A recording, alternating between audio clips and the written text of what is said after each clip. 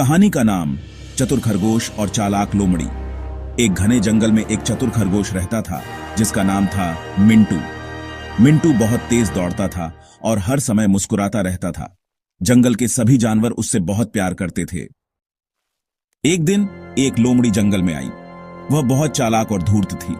उसका नाम था झुमकी। झुमकी ने सोचा, अगर मैं मिंटू को पकड़ लूं तो मुझे स्वादिष्ट खाना मिल जाएगा। अगले दिन झुमकी ने मिंटू के पास जाकर कहा, झुमकी, अरे मिंटू, जंगल के राजा शेरजी ने तुम्हें अपने महल में बुलाया है।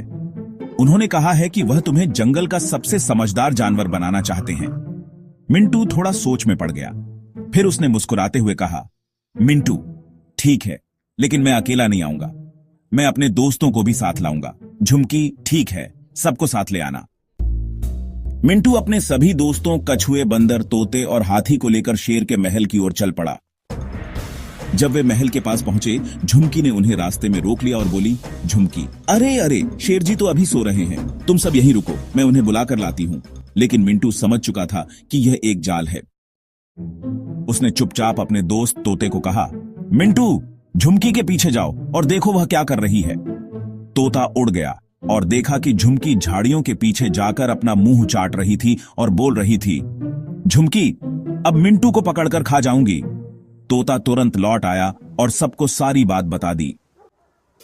मिंटू ने तुरंत एक योजना बनाई।